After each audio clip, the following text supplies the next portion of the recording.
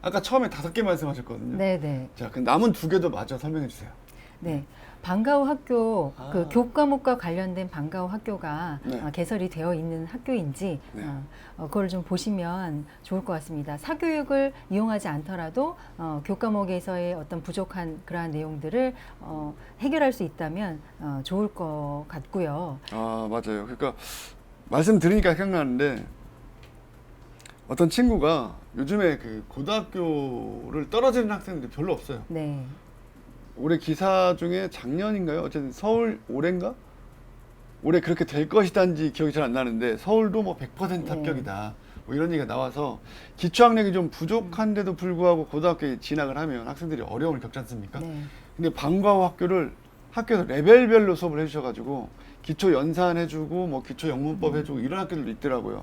그런 것도 체크해 보면 네. 아, 내가 정말 이 학교 가서 다시 시작할 수 있겠냐까지도 한번 알아볼 수 있을 것 같습니다. 네. 네. 자, 그럼 마지막 5번째 뭔가요?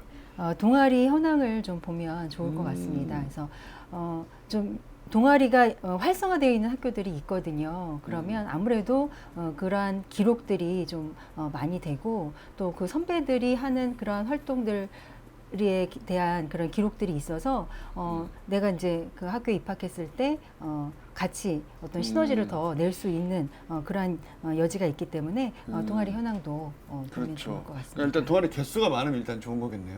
개수도 중요하지만 그 내가 네. 관심 있는 아, 그런 동아리가 있는지를 보면 좋겠죠. 바둑, 장기 이런.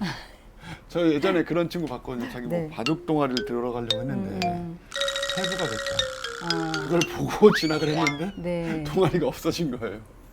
네, 그래서 동아리가 그 자기 진로랑 꼭 관련이 돼야 된다라고 이제 생각하는 경향이 있는데요. 네. 예전에 그 서울대 뭐 의대에 합격한 학생의 경우 동아리를 그 뮤지컬 동아리를 3년 동안 열심히 한 학생이 있었는데, 예, 그 학생이 그래요? 예, 그 면접에서 이제 교수님이 물었답니다. 너는 왜 동아리를 뮤지컬을 이렇게 열심히 했니? 의사 역할을 맡았습니다. 이런 거. 공부의 스트레스를 저는 동아리를 하면서 풀었습니다. 음. 이렇게 얘기했다고 하더라고요. 약간 자기 관리 역량 이런 느낌이네요. 알겠습니다. 그럼 이 5개만 보면 되는 건가요? 네, 요것을 위주로 해서 이제 학교를 분석하고 있고요. 그 자기한테 맞는 게 제일 중요하죠. 예, 그러니까 아까 학업 성취 분포에 있어서도 학교 분위기가 어떻든 간에 내가 성적을 잘 받기 위함이라면 이가 좀 분포가 많이 되어 있는 학교라도 선택할 수 있는 거고요. 학교 분위기가 더 좋아야지 내가 이제 어떤 시너지를 내는 학생이다라면 A, B의 비율이 좀 높은 그런 학교를 선택하는 것이 훨씬 좋겠죠. 내가 진학할 고등학교를 이렇게 찾아보았다까지는 이제 알겠어요. 네. 자, 그럼 그 다음 초등은 그러면 뭐 초등은 좀 네. 밟고 맑게 뛰어놀면 안 됩니까? 지금 초등에 있어서 가장 그 2022 개정 교육과정에 있어서 핵심은 네. 1, 2학년 국어 수업 시수가 증가한 데 있습니다. 아, 그래요? 네. 왜 그럴까요? 아니, 한글은 다 떼고 네. 가자 네. 그런 거 아닙니까? 그런데 왜 국어 수업 시간이 늘어날까요? 문해력을 뭐 네, 감소했다 맞습니다. 그런가요? 네, 문해력 지금 하도로 지금 문해력이 단순히 이 초등학교만의 문제가 아니고요. 대학생들도 그렇고 뭐 학부모님들도 지금 문해력 때문에 좀 문제들이 되고 있는데 뭐 코미디 같지만 대학에서 금일까지 과제물을 모두 제출하시오라고 이제 공고를 냈는데 학생들이 금일을 금요일로 이해를 해가지고 예, 네. 그 기간을 어기는 바람에 성적을 못 받아서 막 교수님께 항의하고 이런 일이 있었다고 예, 하더라고요. 저도 오늘 아침에 본 그 문해력의 실종해서 나오는 것 중에 사흘 안에 보고서를 내서 했더니 애들이 4일인 줄 알고 네. 그랬다고 하는 뭐 우리나라 뭐 20대 뭐 79%가 틀렸다고 했나? 하여튼 네. 그랬던 것 같아요. 네. 그래서 이제 이 문해력이 문제가 되고 있는 것 같고요. 두 번째로는 이제 디지털 교과서의 도입입니다. 이게 좀 엇박자 아닙니까? 1, 2학년은 국어 수업 시수가 네. 증가했다. 그래서 책 좀 읽자 애들이랑 네. 같이 하고 있는데 3, 4학년부터는 현재 1, 2학년도 디지털 교과서 도입되어 있는 거죠. 지금 디지털 교과서가 1, 2학년은 지금 네. 하고 있고요. 네. 내년에 이제 3, 4학년 하는 거. 근데 문해력이 실종인데 디지털 교과서는 뭡니까 이거? 이러실 겁니까? 네, 그래서 디지털 교과서라고 네. 하는 게 그럼 뭐예요 대체? 이제 기존의 그 전자책, 전자책의 개념은 아닙니다. 그래서 전자책의 개념을 넘어서 거기에 이제 AI 기능이 들어가서 학생이 문제를 풀면 이 문제를 이해했다, 맞췄다 하면 그 다음 단계로 넘어가고 그 다음 단계의 문제를 맞춘다 그러면 이 학생의 능력은 이거 이상이다 하고 그 다음 단계로 넘어가고 이렇게 개별 학습이 가능한 이런 시스템이거든요.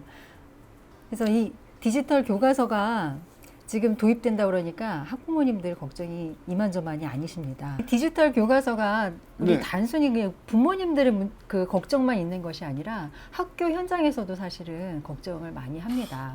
그러니까 이거 되려나? 왜 그러냐면 이 AI 기능이 있어서 이제 그걸 잘 활용하는 학생은 진도가 이제 계속 나갈 수 있는데 그렇지 못한 학생은 계속 정체되는 거거든요. 그래서 이 학력 편차가 지금도 문제인데 아마도 더 벌어질 거다. 이것 때문에 걱정을 많이 합니다. 그렇기 때문에 우리가 이제 그 디지털에 있어서의 그 통제보다는 이거를 잘 활용해서 학생이 그 디지털을 잘 활용해서 공부를 열심히 할 수 있게끔 우리가 이제 도와줘야 되는 거죠. 아하. 학력 편차가 더 심해질 우려가 있으니 적극적으로 디지털 기기를 통제하셔야 네. 된다. 맞네요. 아 슬퍼.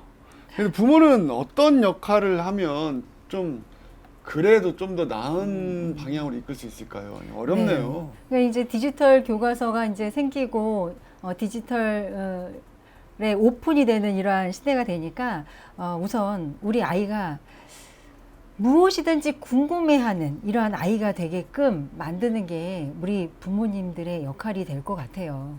그래서 독서하는 아이로 만드셔야 됩니다. 그러려면 그거에 대한 해답이 탐구인 거예요. 네. 궁금해해야 되니까. 그렇죠. 궁금해해야 뭔가를 찾고 그 AI를 이용할 때 내가 궁금한 거를 찾는 거를 가지고 이제 AI를 이용한다면 디지털을 좀 긍정적으로 이용하게 될 거고 그 안에서 어떤 참고 자료들 이런 걸 읽어내는 것이 바로 독서고 그래서 독서를 자꾸자꾸 하는 이러한 아이가 되게 되는 거죠. 탐구를 시켜보면 뭔가 근거를 찾으면서 뭐 블로그든 네. 뭐든 자꾸 읽게 되고 네. 읽고 생각하다 보면 생각하는 게 사실 재밌거든요. 그렇죠. 자, 그러다 보니까 모든 것이 궁금해진 아이로 만들 수 있는 방법도 네. 하나씩 탐구를 해봐라 네. 라는 말씀이시네요. 네. 알겠습니다. 그래서 탐구에 대해서 조금 더 네. 이야기를 하자면 네. 탐구로 시작하는 꼬꼬무. 첫 번째가 탐구로 시작하는 꼬꼬무입니다. 꼬꼬무가 뭐예요? 꼬리에 꼬리를 무는 질문인 거예요. 그래서 보통 질문 많이 하면 화내지 않습니까? 그만 그렇죠. 물어봐고 이렇게. 그런데 AI는 화를 안 냅니다. 네. 그럼 AI를 가지고 꼬꼬무를 하면 되겠네요. 그렇죠. 그래서 자기의 관심거리에서부터 시작해서 어떠한 궁금증을 찾다 보면 거기서 또 다른 궁금증이 생기게 되고 그 해답을 찾다 보면 또 다른 궁금증이 생기게 되는 이렇게 꼬리에 꼬리를 무는 이러한 과정이 탐구지 탐구라는 것이 탐구 보고서 쓰는 것은 아니다. 이렇게 생각해 주시면 좋겠고 네. 두 번째로는 탐구 속에 독서 있다입니다. 그래서 탐구를 하는 이러한 과정 안에서 그 참고 자료들을 읽어내는 것. 그래서 독서에 대한 개념도 완독을 해야지 독서다라는 생각을 조금 이렇게 그러한 생각에서 좀 벗어나셨으면 좋겠어요. 그래서 독서도 그러면 검색하듯이 읽는 거네요. 내가 필요한 부분을 발췌할 수 있는 것도 능력이라고 보여집니다. 예, 분석해서 내가 필요한 부분을 찾아내는 것. 이것도 분석적인 역량, 어떤 비판적인 역량, 예, 그렇죠. 자료를 활용할 수 있는 능력, 이런 책을 걸 읽고. 그렇죠. 네네. 그다음에 세 번째는 디지털 리터러시의 강화입니다. 그러니까 디지털 기계를 계속 활용해서 내가 어떤 해답을 찾아가고 하는 거기 때문에 그 자체가 디지털 리터러시죠. 그게 너무 지나치게 맹신하진 않아야 되겠는데 애들이. 그렇죠. 그거는 교육이 반드시 필요하고요. 그러니까 AI랑 자꾸 얘기하다 보니까 물어보면 답을 해주니까 이 친구가 다 아는 것 같고 막 이런 착각할 수도 있잖아요. 네. 사실 그래서- AI가 거짓말도 많이 하는데. 네. 그래서 퀴즈입니다. 꼭 근거 자료를 찾아가라. 어. 네.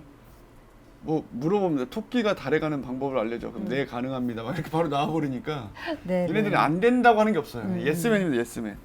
자, 그래서 디지털 리터러시는 좀 부모님들의 관심이 많이 필요하다. 네. 아, 네. 그래서 이 모든 것이 이제 메타인지 학습의 이 시작이 되는 거죠. 그러니까 메타인지라는 게 자기를 객관적으로 보고 아는 건지 모르는 건지를 스스로 판단할 수 있어야 되는 거잖아요. 메타인지라는 게. 자기 근데 객관화. 그렇죠. 네. 그런데 탐구라는 것이 내가 모르는 거에 대한 해답을 찾아가는 과정이기 때문에 그 자체가 메타인지의 학습인 거고 이게 탐구가 잘 진행이 될 때 이 메타인지가 잘 이루어질 때 학습의 효과가 높아지잖아요. 네. 그렇기 때문에 탐구가 학습의 효과에 크게 긍정적인 어떤 작용을 한다라고 저는 생각합니다. 그럼 선생님께서 생각하시는 그 탐구를 시작하기 좋은 시기, 네. 뭐 학년일 수도 있고, 네. 좀 아이가 이런 모습을 보일 때 시작하시면 좋아요. 뭐 이런 것들이 있습니까? 궁금증 글쎄요. 저는 초등학교 시기부터는 좀 그렇게 해볼 수 있게끔 제공을 해주시는 게 어떨까 싶은데. 아, 부모님들께서. 네. 근데 또 초등학교 때 부모님들 한창 또 바쁘실 때예요.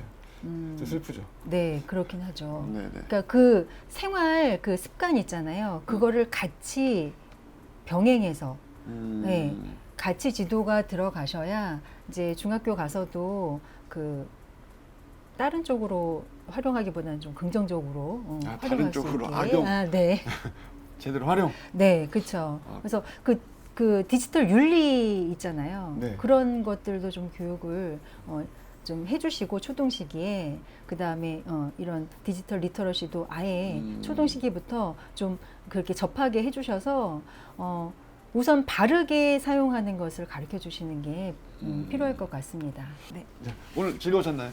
네. 자, 전국의 아이를 키우는 그 후배 맘들에게 선배 맘으로서 한번 해주신다면, 네. 뭐 지나고 보니 별거 없더라. 네, 학교 현장에서 마주한 얘기를 해주시면 좋겠어요. 이런 아이들이 네. 그래도 다 잘 되고 그러니까 너무 걱정하지 마셔라. 네. 제가 학교에서 느끼는 거는 뭐냐면요. 제가 수업을 끝내고 나올 때, 이제 한 예인데요. 저를 따라 나오는 학생이 있었어요. 여학생이었는데, 여학교 수업인데도 그날은 조금 집중 안 한 학생들이 있었거든요. 근데 저는 그거를 뭐 크게 생각하지는 않습니다. 그런 경우도 있으니까요. 그런데 그 학생이 따라 나와서 저를 꼭 끌어안아주는 거예요. 그러면서, 선생님, 저희가 이런 수업을 너무 많이 들어서 우리 반 학생들이 조금 몇몇이 조금 잘 안 들었던 것 같은데 선생님 너무 상처받지 마세요. 이런 수업 중에 선생님 수업이 제일 훌륭했어요. 제가 느끼는 거 많았어요. 선생님 너무 감사해요. 그리고 저를 꼭 안아주더라고요. 그래서 그날 좀 감동을 많이 했거든요. 그래서 학생들한테 있어서 제일 중요한 거는 어떤 감성적인 게 아닐까. 지금까지 말씀드렸던 것들은 어떤 학업적인 거, 대입 이런 것들 말씀드렸지만 그 기본에는 어떤 인성 이것이 가장 중요하지 않을까 생각이 듭니다. 그 미래사회 진단 보고서 이런 걸 보면 차세대 리더, 우리 리더 좋아하잖아요, 리더. 리더의 그 1순위가 공감 능력이라고 합니다. 그리고 저는 T입니다. 자, 저는 현세대, 9세대니까요. 아이들이 공감을 하면서 다른 사람의 입장을 배려할 수 있도록 또 그렇게 여러 가지 상황과 대화를 나눠주신 것도 우리 부모님들의 역할이시지 않나. 너는 이런 대학에 가서 이렇게 해서 잘 살아야 돼 라는 것도 부모의 욕심이겠지만 읽었던 그 상담 심리학 책에 나온 얘기 중에 그 하얀 마음, 까만 마음 뭐 그 있더라고요. 어떤 목사님이 말씀하셨나 봐요. 예수님이 좋아하는 하얀 마음과 뭐 싫어하는 까만 마음 이런 얘기가 있었는데 근데 아이가 와서 엄마 나는 하얀 마음을 가지려고 하는데 엄마는 왜 자꾸 까만 마음을 얘기하냐. 너부터 잘 되라 뭐 이런 말씀을 하시냐. 뭐 그런 얘기가 생각이 나네요. 알겠습니다. 오늘 좋은 말씀 감사드리고 모두가 하얀 마음을 갖는 아이로 길러내시는 기적이 이루어지기를 바랍니다. 수고하셨습니다. 감사합니다. 이거 하는 겁니다. 이주유TV 좋아요, 구독, 알람 네. 설정. 네. 자, 하겠습니다. 이주유TV 좋아요, 좋아요, 구독, 알람 알람 설정.